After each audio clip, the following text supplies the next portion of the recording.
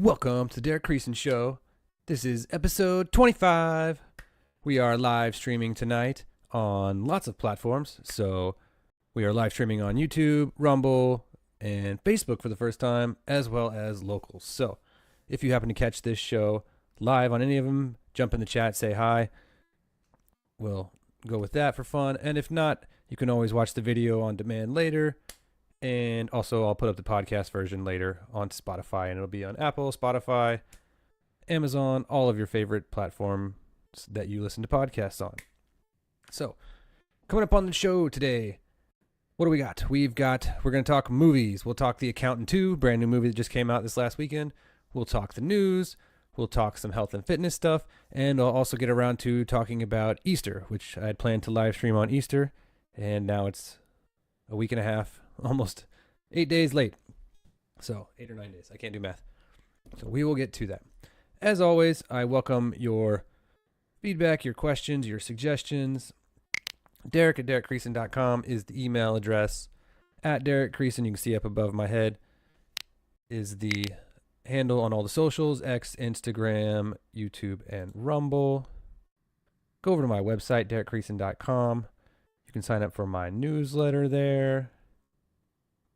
Or you can just go to derekcreason.substack.com and get my newsletter, read old ones there. I got some that are in draft mode getting ready to go out this weekend. And you can stay up to date with me there with what's going on. And then lastly, as always, check out my book, 20-something. It's available on Amazon.com, paperback or Kindle, right there on the shelf. I wrote it. It's pretty cool. I like it. It's got lots of 5-star reviews. Go check it out. Alrighty.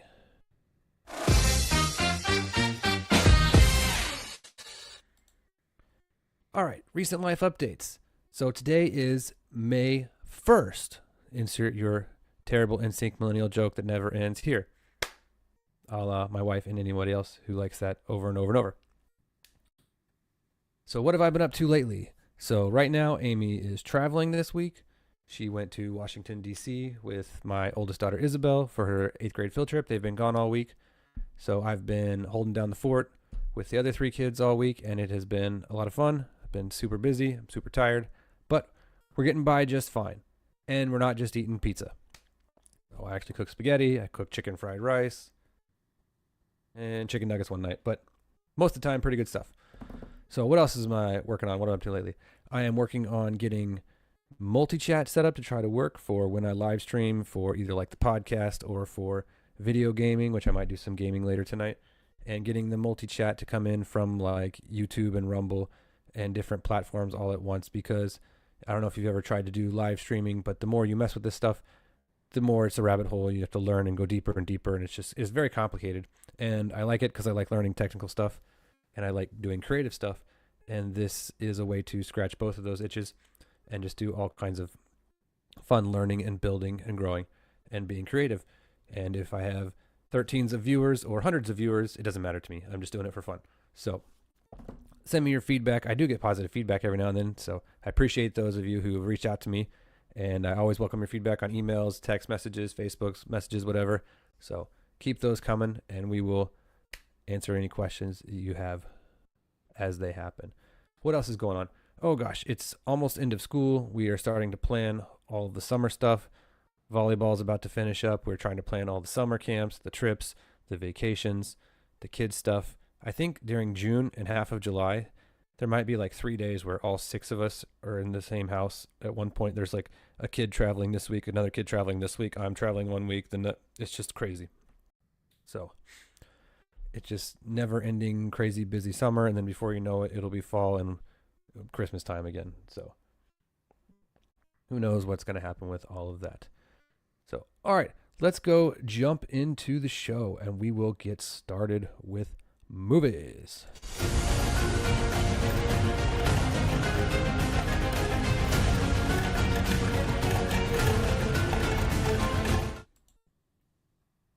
Alrighty. Movies. We're going to talk about The Accountant 2. What is it about? It is a sequel to the 2016 movie The Accountant with Ben Affleck and Jon Bernthal. I can never say his name right. He's the guy who played the Punisher, and he's been in a lot of movies actually, but I really like him. This was a awesome movie. I really liked it. If you've never seen the first one, I would highly recommend it. I've actually talked about it before on one of my previous podcast episodes. So if you want to hear about that, go back through the archives and listen to it. I don't remember what episode it is. But it is a sequel to The Accountant, and it's about Christian Wolf. He's this autistic number cruncher dude who also did part-time work for like the mafia and the cartels.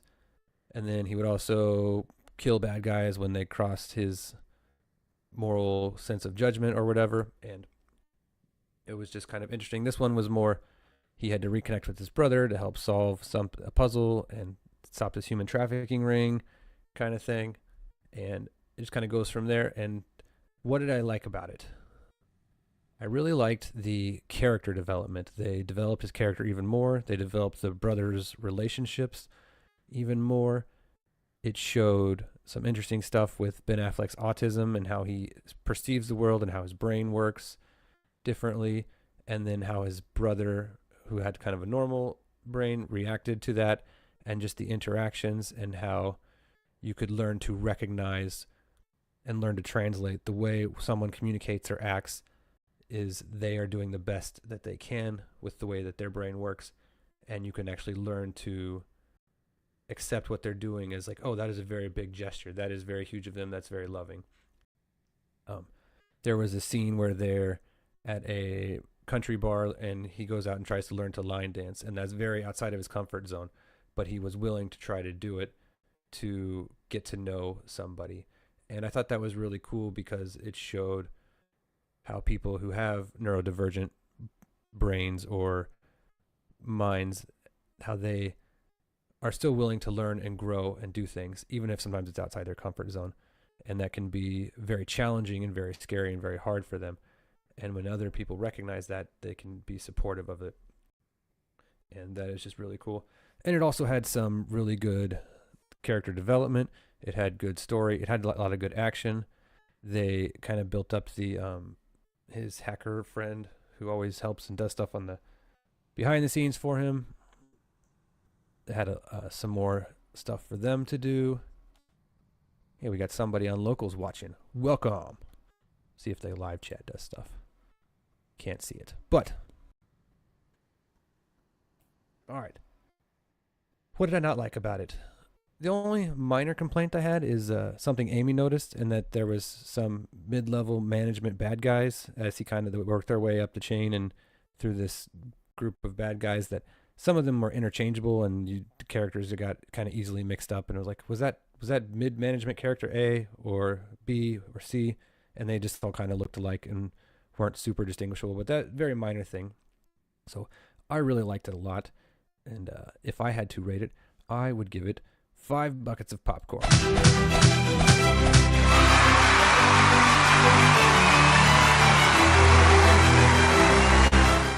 It was great. 5 buckets of popcorn.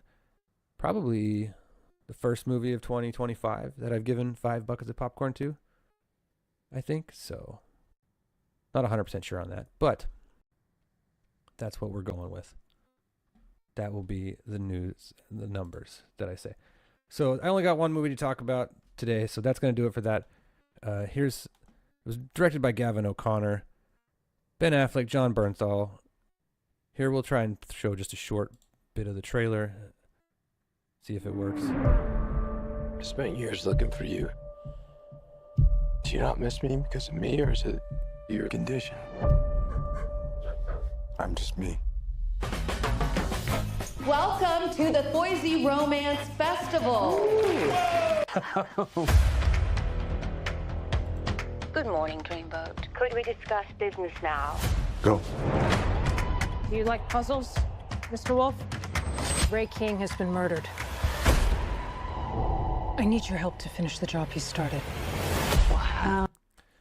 So, yeah, there's your super traditional cliche wall of stuff on the wall and all the lines drawn to it that you got to have in every movie when you're solving a puzzle. So, awesome movie. They'll show some of the trailer. Don't want to get the copyright strikes. Even with trailers, I don't get that, why they'll throw up copyright stuff on it on YouTube, but whatever. So, all right, that is going to do it for movies today. So next up, we are going to go talk about the news. Let's do it.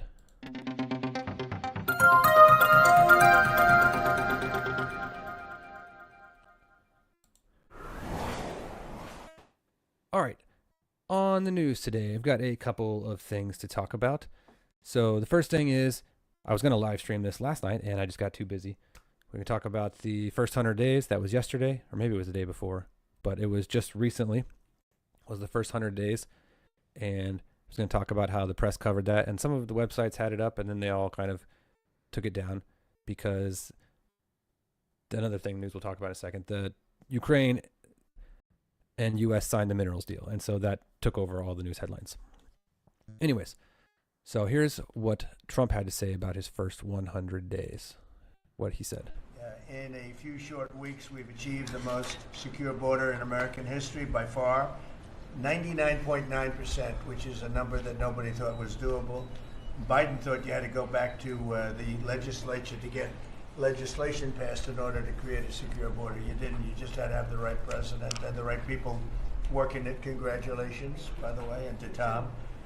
For 2 months in a row, we have set the all-time records for the lowest number of illegal border crossings ever recorded. The number of illegal border crossers released into the United States is down 99.999%. That is usually 100%. So I think it's an amazing tribute. And Christy, congratulations, and Tom and everybody else. It's an amazing job, actually. And it was done very quickly. We officially designated Tren de Aragua, MS-13, and the Mexican drug cartels as foreign terrorist organizations, and we're expelling these monsters from our country rapidly and working with the Department of Justice. Pam, you're doing fantastic. Your people are amazing. We're having some judge problems. Everybody's reading. We're having some judges that don't like, killers, murderers being thrown out of the country. So I don't know what their problem is, but we have little difficulty. We won on the basis of a great border and of getting criminals out of our country. That was why we won every swing state. We won by millions of votes. We won everything. Every metric we won by a lot. It was a massive victory, and we won, I think, largely because of this issue. I put this issue as number one issue, and they don't want us to do what we're supposed to do. All right. So there's kind of what he talked about. Sometimes he likes to ramble on, but they have made a lot of progress on the border. I don't have the email pulled up, but I do subscribe to the White House email, and sometimes they send out newsletters of what they've done, and they had one for the first 100 days, and it had a lot of interesting statistics in it. The first 100 days, I forget which president it was back in the 50s or 60s, maybe even back to the 30s, but they started, it was just a random headline they did about one president, and then it just kind of became a random metric that they used to judge. It doesn't necessarily mean anything. You may have gotten a lot done. You may have gotten hardly anything done. Depends on how many of your cabinet's been approved or whatever. So what do you think about the first 100 days? Do you think he's done a good job? Do you think he's done a bad job? Do you think, just what do you think? It's kind of interesting to see what's going on. I did have some more tabs coverage of it, and I'll see if I can find them, but I most seem to focus on the economy. All right, let's move on to the next story. Starbucks. This was on the cover of the episode. 3D printed Starbucks. Starbucks' new drive-thru in Texas is the coffee giant's first 3D printed store in the U.S. The Seattle-based coffee giant with more than 17,000 locations nationwide has never had a store quite like the one opening this week with the Texas city of Brownsville along the U.S.-Mexico border, where a computer-controlled robotic arm did much of the work by pouring one layer of concrete atop another. Are you really live? Somebody says on my locals. Yes, I'm really live. See, that's why it says live stream. If I mess up, I just have to roll with it, and it's like we're live, like the news. And so, yeah, we're rolling live, and let's see if I can see. Yeah, nobody else is on. I think the Facebook feed is crashed. I don't know. When I go to the Facebook feed, it's still just showing my intro video looping. So the Facebook one may not be working, but YouTube, Rumble, and Locals is working. I'm going to say yes. Yes, thanks. Haha. no, interacting with the live chat makes it fun. And hopefully you'll get more and more people, and we'll just keep growing and having fun with it and interacting on live streams. So what were we talking about? Oh, yeah, the silly 3D printed Starbucks. This location, drive-through only, blah, blah, blah. Starbucks isn't saying whether more stores like this, blah, blah, blah. Construction experts. I love it when things reference the experts. Construction experts say the store is an example of an industry figuring out ways to use the technology. It's early days yet, said blah, blah, blah, blah. I'm happy to see the people doing all these different things with it. I think at some point we'll figure out what its best use is. Right now, I think you're going to see lots of experimentation. I think that's a good thing. So, yeah, I think it might be kind of a gimmick, kind of a PR stunt, maybe. Just so we can say we 3D printed a building. Cool, I guess. Maybe that will become more economically viable in the future. Maybe not. I don't know. All right. The other thing that was going to cover in the news was this happened last night. Treasury announced the U.S. and Ukraine have signed a historic minerals deal. And most people think that that is going to signify a soon-to-be peace deal and end to the war, because we're not going to be able to do stuff with get the minerals if Ukraine and Russia are still bombing the crap out of each other and blowing things up. So that's kind of a significant thing. This was a news thing I found. Yeah, it was kind of boring. Chinese supercomputer was used by U.S. researchers. Like, yeah, China can get into everything, just like the NSA can get into everything. And I'm sure stuff that we use was probably in some of their servers. And so that was not that super interesting of a story. But I was running out of time. So I figured we'd just jump through. I've got a bookmark folders for the news, and I've got a bunch of, I think 10, and I follow a bunch more on X. And if you go back to like episode 4 or 5 or 8 of my podcast, I talk about all the different news places I follow. I try to follow stuff from the far left to the far right, to the middle, to traditional media, to alternate media, and just kind of get a smorgasbord of it. I've got a news folder of just like 10 websites that I go to sometimes, so but like just jump through them and see what's on the headlines. So CNN's talking about, oh yeah, Marco Rubio is now going to be the national security advisor, temporarily at least, after Mike Waltz is out. All right, let's keep moving along. The Guardian, yeah, is talking about Mike Waltz. NBC is talking about deportation. The New York Times. SK Columbia protesters raise alarm Justice Department. Marco Rubio's secretary, yeah. USA Today, talking about the Kilmar Abrego Garcia. Yeah, more and more stuff's coming out about this guy. It just doesn't look good. AP's website is talking about, oh, the Army plans for a potential parade on Trump's birthday. It calls for 6,600 soldiers. Interesting. Wonder if I get called for that. What are you doing? I'm going to be in the parade. I haven't been in a parade since I was a kid, like on a baseball team. That would be a fun time. What does Reuters say? Yeah, okay, this is what I was talking about. The Ukraine and U.S. signs mineral deal sought by Trump. We'll click on it. Says the deal positions two countries to boost Ukraine's recovery. Ukraine officials say U.S. may provide new assistance, signifying following months of negotiation after frayed ties. Ukraine officials say Kiev decide what, where, and when to mine. Two countries signed the accord in Washington after months of sometimes fraught negotiations. Yeah.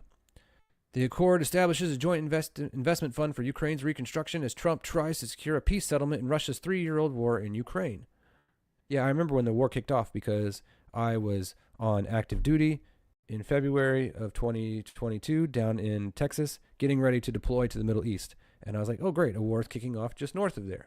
So it's going to be interesting times. And it was. And in fact, stuff. Nothing happened where I went. I went and did very boring things in the Middle East. I'm not a fan of the Middle East. I don't know if I've talked about that in an episode yet. I should do a deep dive, long explanation on my deployment and what happened and what it was like and what I went through and my thoughts about it and how it affected me and all the things I got to do that were good, bad, in the middle, and so on. I'll probably do that for my insiders community. And so we'll talk more about that here in just a minute. Actually, that is probably where we're going to wrap up the news. And speaking of my insiders community, we are going to take a quick break here, and I'm going to roll some internal advertisements, and I will be right back with you, and we will talk about, what else do we have to talk about on the show? I forgot. Coming up, we've got, health and fitness updates, and then I'll talk about Easter as well. So we'll be right back with you guys. Check this out.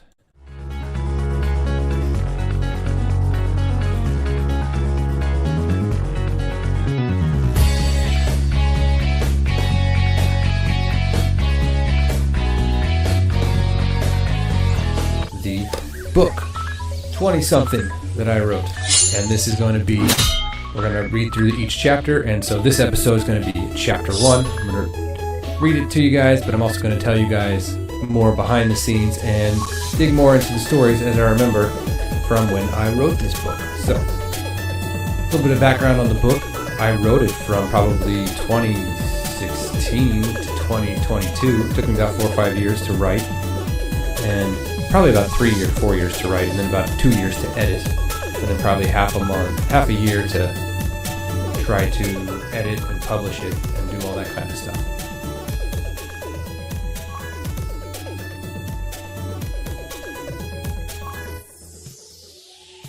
What the heck is this local thing Derek keeps talking about?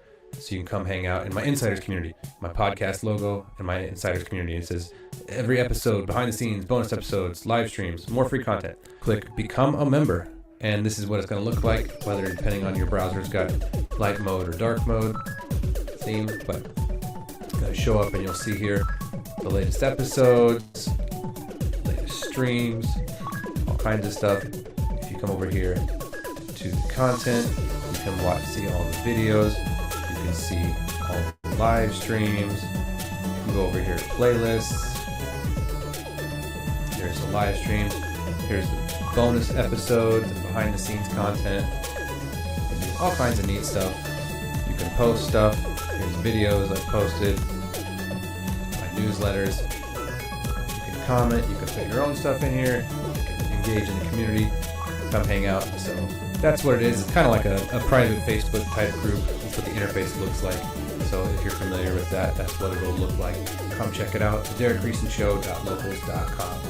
All right. See you guys on the inside. Later.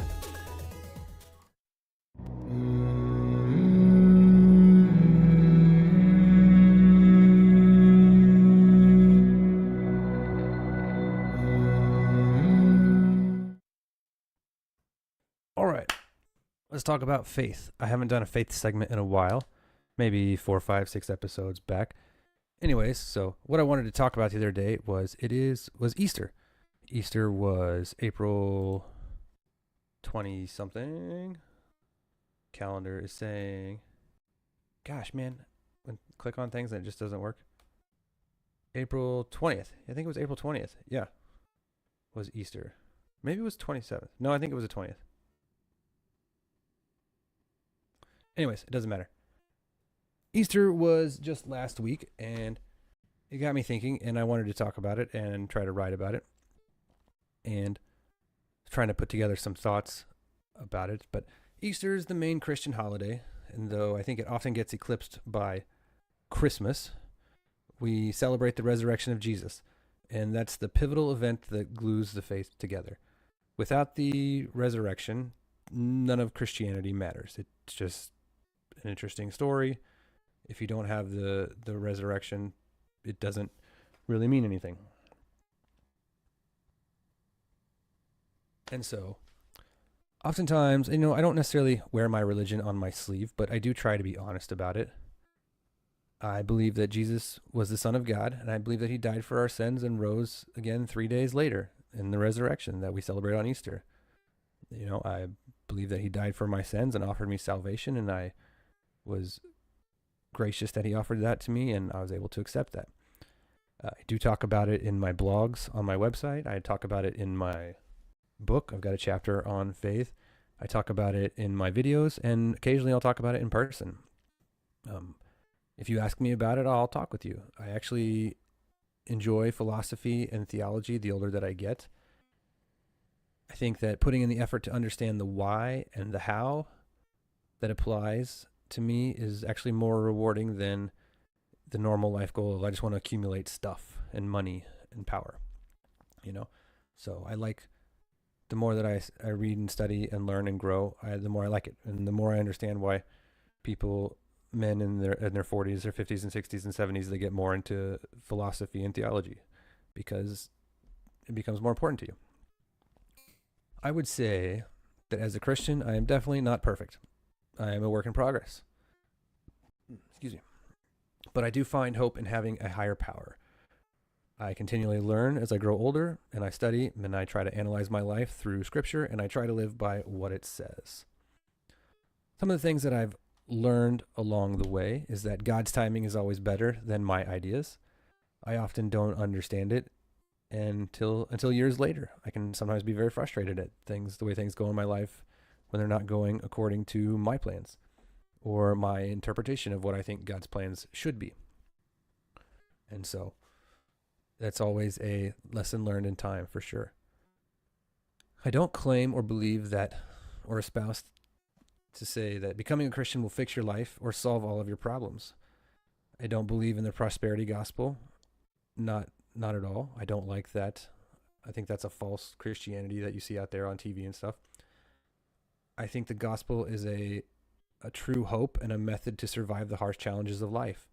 It gives you a faith to fall back on when times are tough, and it gives you a standard to aspire to. I like that the Christian faith provides a moral and ethical framework for how to live your life and how to live in peace with others as much as you can. It provides justification for punishments and institutions. I wrote the wrong word there. But it provides justification for punishments for wrongdoings, as well as frameworks for personal business and government interactions. It also provides examples of grace and mercy and forgiveness, not only to how you should treat others and forgive them, but how you should forgive yourself. For a simplistic view, from like a child perspective, it provides fire insurance from hell if you're stuck at a childlike level of fear. You can start with childlike level of faith. I believe that God honors that and will help you grow from there. I believe that we should celebrate our faith more than just at Easter and Christmas. I think we should do our best to live it out in our daily lives. And like it says, always be ready with an answer for the hope that you have in you. So, like I said earlier, I'm very grateful to have come to faith in Jesus. I'm grateful that I found a Christian wife, and I'm grateful that God has shown me grace, and all 4 of my children have made professions of faith in their life. I hope to honor them, hope to honor Him with my life and my work and my parenting. I pray that I can have the wisdom to learn and grow from my mistakes and forgive myself when I fall short, and also accept God's forgiveness. So if you ever want to talk about faith or Jesus, I'm happy to try and do my best, or get you some better resources or someone to help explain something better when I may struggle to try to explain something. So those are just some of my thoughts about Easter and faith and Christianity and what it means to me. What does faith and Christianity and Easter mean to you? Maybe you celebrate or follow a different religion. I'd love to sit there and talk with you about that. I think that's a super interesting thing that comes across in a true definition of tolerance. Like, I would love to sit and talk with a Buddhist and better understand why they believe what they believe, and also helps me learn to understand better what I believe about what I believe. And so, yeah, let me know what you think about Easter. What do you do to celebrate with your family? How do you celebrate? What does it mean to you? So that is going to do it for our faith segment today. Coming up next, we are going to talk about health and fitness.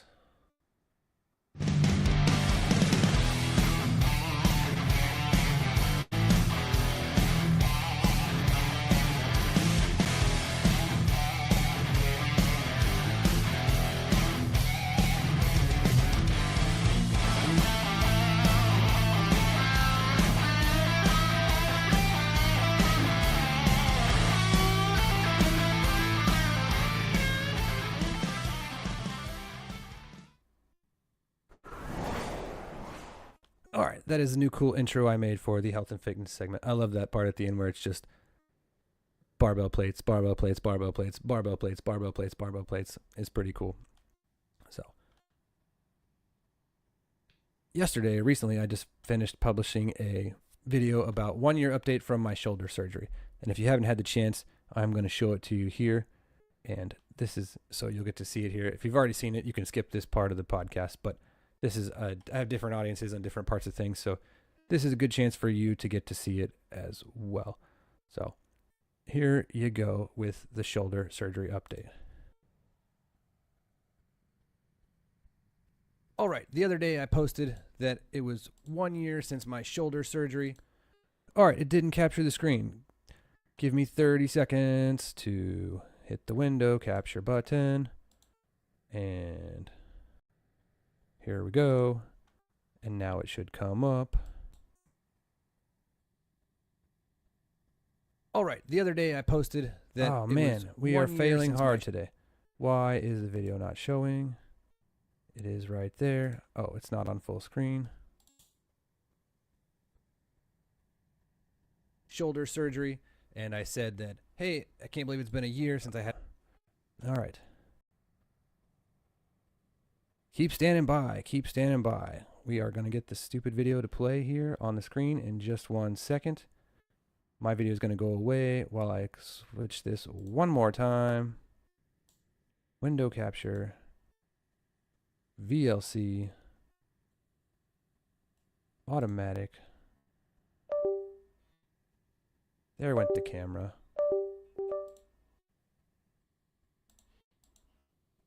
Come on. I did this earlier. My shoulder. All right, we're going to do it this way. I'm going to do screen 1. And we're just going to go shoulder surgery, and I'll try to post a video later in the week to talk about my recovery and what I've done to get healthy since then. And this is that video. So, and we're actually, it's April 29th, so we are 6 days late.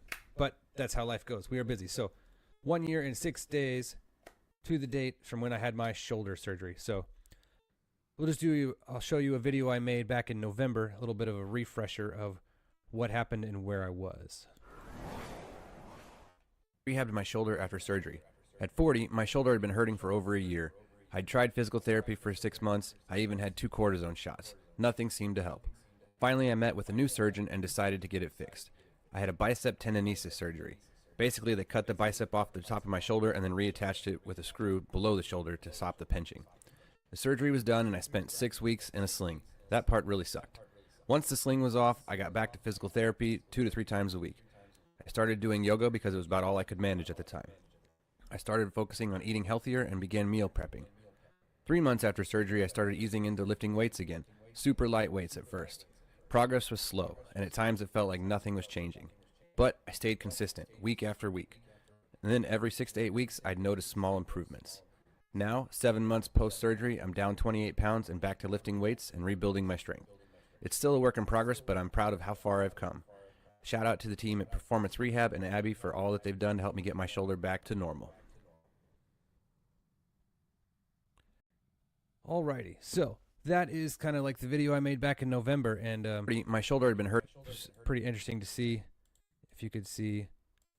Back then, last year, see if I can find the picture. Surgery day, April 23rd. Look how chubby I was. I was not doing well with my shoulder, and I was not sleeping well, and so I was not eating well. I was just having a very hard time for about a year before I had the surgery. And the last 6 months, whenever the cortisone shots would wear off, it was just terrible. I couldn't even sleep very well. And so I had gained a lot of weight. I think in that picture, I was probably 190, 195, give or take. And so I had the surgery, and you saw like all the bruises and stuff. I had to wear the sling for 6 weeks. That was awful. The hardest part about it for me was having to ask other people for help and just realize, hey, there's so many things I can't do. And you hear people say, sick people only have one wish, and that's to get well. And, you know, mine was a minor thing. It was a shoulder injury, and I had to wear a sling for 6 weeks and then do rehab for about 6 to 8 months to get it back to normal. But that 6 to 8 months of rehab was not fun at all. A lot of pain, a lot of frustration, a lot of day by day, just this is never going to get better. It was worth it for sure now, and I'm going to show you some videos of what I can do now. During that 6 weeks when I was in a sling and just very helpless and having to ask for help and sleeping in a recliner and just needing help to put on the sling, take off the sling, put on the bandages, help to dry off after the shower, all kinds of stuff like that. It just made me realize that, I don't want to be unhealthy. I don't want to be broken, as best as what's in my control, outside of a car accident or something. If I can control it or have some input into it, I want to do what I can to be healthy and strong and physically capable to do whatever I need to do to take care of myself and my family and to be there and be strong for my kids. And it kind of lit a fire, lit some motivation in me to just start changing some things. And so this is a big spreadsheet I've been keeping since July 6th. So July 4th weekend had been a few months after, and I had started doing some yoga and started moving around and was just trying to realize, like, man, I've got to lose some weight. And I had done it before in the past, years and years ago. I'd done the same 20 to 30 pounds up and down a couple of different times. So I knew how to do it, just had to put in the work. And so I started tracking it. And basically, since July 6th was when I weighed 192.2. Here's what it says on the spreadsheet. And then I've been tracking and weighed myself every day, except for this red mark here. That was when I was on a cruise for a week and I didn't have a scale. And then there's maybe 1 or 2 days in here where I've missed or forgotten or was traveling and didn't bring my scale with me. And so I did what was called a cut, where you eat less than your body needs to lose weight. And I did it at just a very minimal cut. And so it was slow and steady and sustainable, and I wasn't terribly hungry the whole time. I would take a day off here and there, about once every 2 weeks or so. I would do what you call a carb refeed and eat more food and stuff like that. So like here's my average, and then this column is my weekly averages. And so I got all that graphed, like over here across the top. You can see how much weight I lost each week. And of course, like anything, when you start, you lose a ton of weight at the beginning. I lost like 5 pounds the first month. Yeah, or the first month I lost 11.9 pounds, and then 5.9, and then it slowed down to where now I did 10 months of cutting, and I finally stopped about a week and a half ago. I switched over to maintenance because it was getting hard to get the last 7 pounds that I wanted to lose, and so I figured I could use a reset. But anyways, so I got down to 153.9. Right now I'm maintaining at 155, and that's a really healthy weight for me, better than when I went to basic training years ago. I'm in probably the best shape I've been in my life. I'm able to go run a 5K right now. I'm able to lift some heavy weights, and I'm very happy about that. It's been, and I'll show you some more stuff here, but I'm kind of bouncing all over the place. But to talk about the weight loss here, so this is what weight loss looks like, and it's not a 30-day cleanse. It's not a 6-week fad diet. It's not a do this. It's can you be consistent for more often than not? And I'm going to zoom in and scroll over here. And if I can get it. This is what 10 months of weight loss looks like. Just down, down, down, up, down, up, down, up, down, up, down, up, down, up, down, up, down. And it just kind of crazy. So your weight is going to fluctuate. And that's why you do the weekly averages and stuff. And so your daily weight, sometimes it'll jump back up 4, 5, 6 pounds and then go right back down 3 days later, or hold on to it for 8 days. But when you average out your weekly weight, this is what it should look like.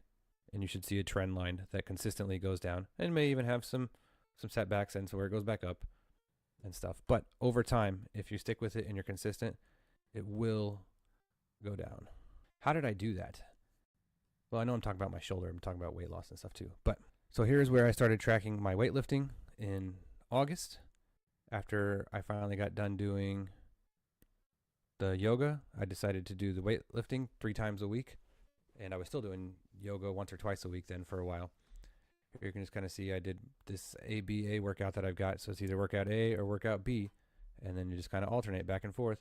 And I did that all the way till December. And I took some weeks off here and there. But this was me tracking my stuff. And you can see this graph over here to the side is kind of tracking stuff.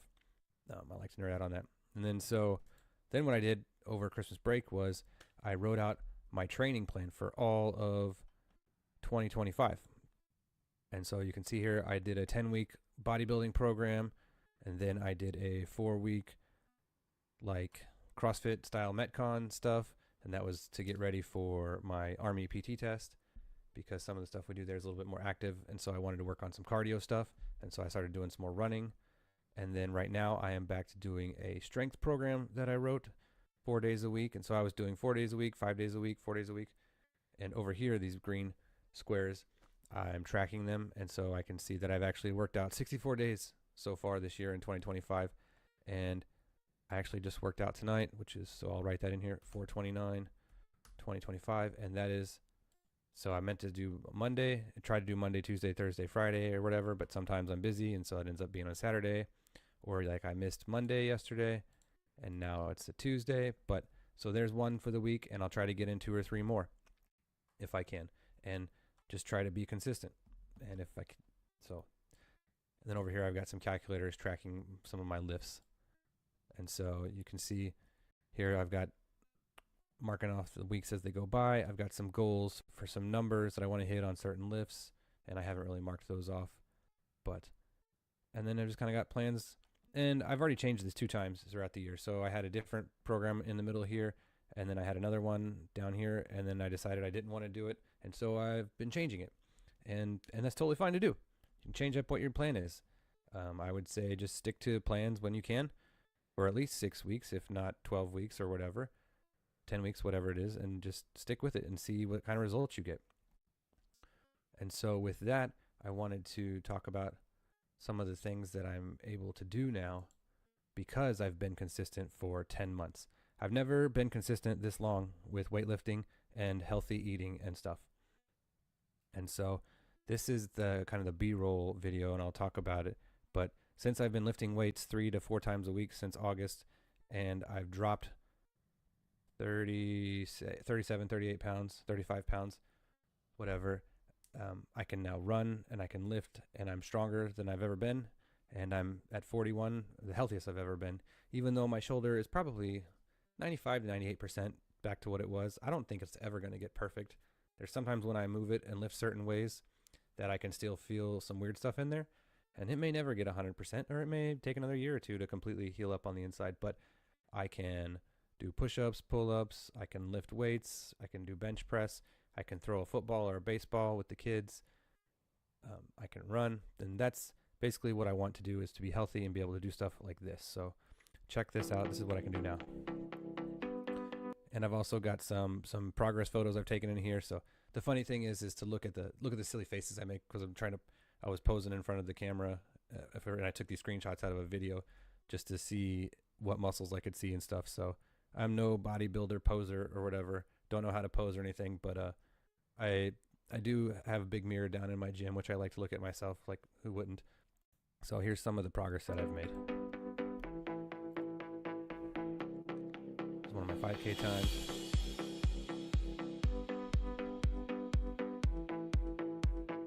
The weighted pull-ups, those are hard but fun. The weighted dips are very hard.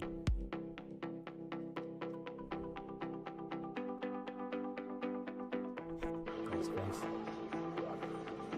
This was cool. This was a couple days ago. Lifetime PR. Been a goal of mine for a long time. You hear me yell. 225. 305. This is one of my favorite pictures, even though my face is stupid looking. I was like, oh wow, I finally got my shoulder and tricep and bicep to look cool. And that's just, I've always wanted to look muscular, and it's like, well, that's pretty good for 10 months. And what will 18 months or 2 years or 3 years of consistent work get me? And so those are some of the things that I'm excited to see where I can keep going on this. So yeah, nice silly faces there. I'm very happy with the progress that I've made, and I like encouraging people. Some people have been asking me about fitness stuff and health stuff because they've noticed, what have you been doing? You've lost 35 something pounds, and getting really strong. And so those are some of the things that I've been up to with the shoulder and the fitness. I love to talk about it. I read and learn about it. and I'm happy to share and try to encourage people and help people. I've got a home gym I've built in my basement over the last few years. I upgraded it over Christmas. I think I've got a short video on that somewhere. I don't remember if I posted it on Instagram or not, but I really like having the functional trainer, the cables I can do stuff with now. And so that is just some of the cool stuff that I've been able to do and the progress that I've made. What questions do you have about all this process? Are you have shoulder stuff going on? What do you know about physical therapy? Whatever. Any kind of questions you got, any feedback, let me know. Hit me up, and I will chat with you guys later.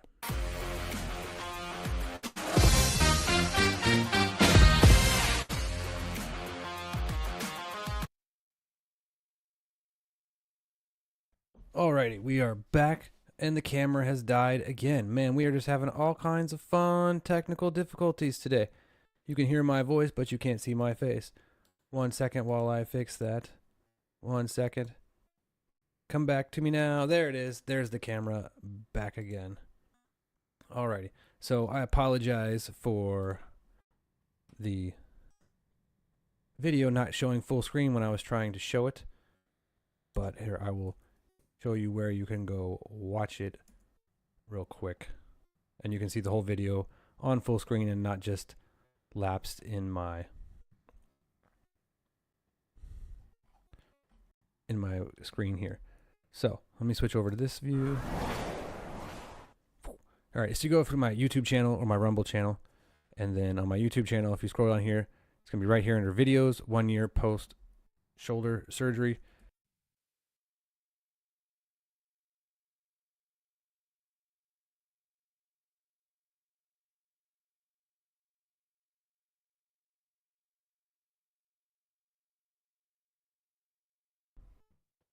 Oh man, I just realized I had muted the microphone again.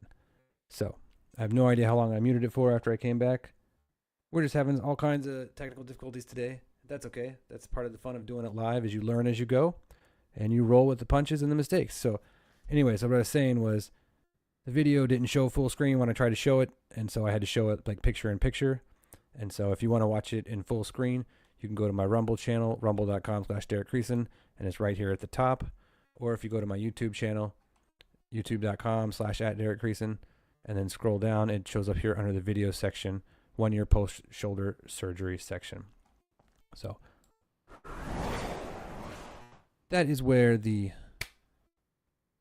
video is if you want to go watch it in totality of itself. And that is why I need to get me a Stream Deck and map my scene transitions to buttons and not keyboards, because I'm using the keyboard, and sometimes when I'm typing or whatever, I hit the letter M, which mutes the microphone, which is handy to mute the microphone for stuff, but I occasionally mute myself and don't realize I've muted myself. So I need to have like a big red box pop up. That would be super helpful. All right, that's going to do it for today's episode. This has been a longer one, but it's been funner. We've been covering a lot of stuff, and we've been trying to do more stuff with live streaming.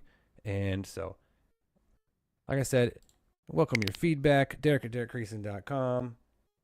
Send me your questions, your feedback, your suggestions, all the stuff we talked about today. We talked about the movies, we talked about the news, we talked about faith, we talked about my shoulder, all kinds of stuff. Showed you guys some cool commercials for my book, 20-something. I still like the sword sounds it makes every time. It's pretty cool. So go check that out. I won't push it too much more. And then check out my locals community, insiders community, DerekCreasonShow.locals.com. Was live streaming there earlier and put more stuff up there yesterday for supporters as well. Published another episode of my audiobook version of 20-something. You get the complete behind the scenes of the book, you get the audio version, and more stories from the book as well. So go check that out and do all the fun stuff. Be sure to hit the like button, subscribe, all the things that people say on the videos. Share, like, subscribe, all that kind of stuff. Wherever you follow it. I appreciate you guys. So, hanging out with me tonight. And that will do it for today's episode. And we will catch you guys next time. Later.